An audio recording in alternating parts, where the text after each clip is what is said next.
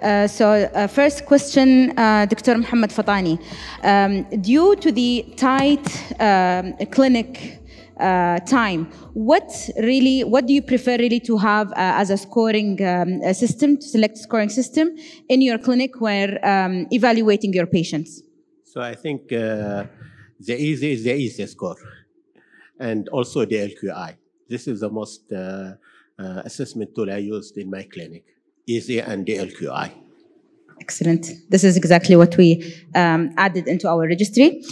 Second question, Dr. Fatani, how do you, if you can enlighten us on your experience with the patient support program that we are now having under this program when helping in the scoring system? Maybe the question is not clear for me. The programming of the scoring system, I think it's very important. We have to do a score. Okay, because we cannot even decide if this patient need systemic or biological treatment without doing a score. Okay, as Dr. Mohammed has mentioned that what is the criteria for eligible of patient for systemic. So by easy scores range between moderate to severe, and also by the LQI, it is more than 10. So I think the score is very important to have it. This is number one. Number two is also regarding how we know that the disease is controlled by medication. We can use, for example, atopic dermatitis control test. It is one of the score to measuring the improvement of the atopic dermatitis diseases. So also very important, you have to do the score of pruritus. Pruritus is one of the important score. You can just ask the patient about what is the level of pruritus. It is range from 0 to 10. So this is all simple score. Maybe initially it take a time from a physician in our clinic, but with a matter of the experience, it will be simple and easy. Excellent. Thank you, Doctor. Question for Prof. Judair. How long, first question, is every medication now will go through the value-based healthcare and innovative contraction? And if yes, for how long is this program going to continue?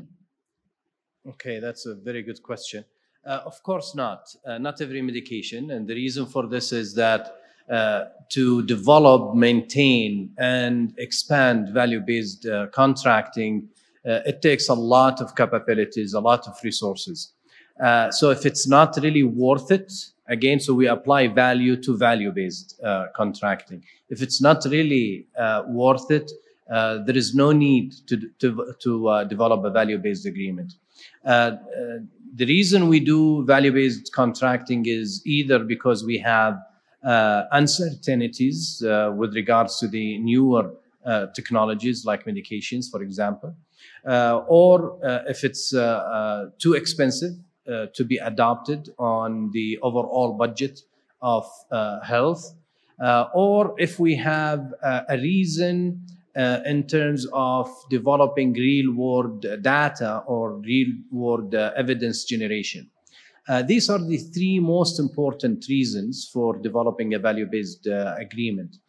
For how long it takes depending on the complexity of the disease and the complexity of the market dynamics and competition of several medications, because we need to negotiate with all competitors. And we try to ask them to provide us with their proposal for a value-based contracting that is focused on an outcome. And after its approval, if we select one or two, after its approval, it takes few months to implement. And we require that any value-based agreement is for a duration of at least 3 years. We require that everything is monitored by those coordinators for the duration of patient journey. We also train successors for coordinators in case we have issues with retaining those coordinators in the same site. So there is always a continuous development plan when it comes to human resources, especially the clinical coordinators in such programs. Thank you. سؤال دكتورة العجلان. You've talked about the referring system. How often do you have patients that were reached to you at really mid or end stage of their diagnosis? So the referral criteria, this is meant in appropriate conditions and according to our health system in Saudi Arabia. It depends about the hospital you are working in. Some hospitals, they have very good collaboration between different specialties, and we can have the patient within a few days, even if he's not that severe case. And some hospitals, they need time to be seen. What I'm saying from my experience, that a lot of patients to be referred to a higher center with moderate to severe, they need more time. They need more time. So this is our responsibility as a doctors and as a colleagues, just to enhance the collaboration between different doctors, different hospitals, to have such patients in a good time. Thank you, Dr.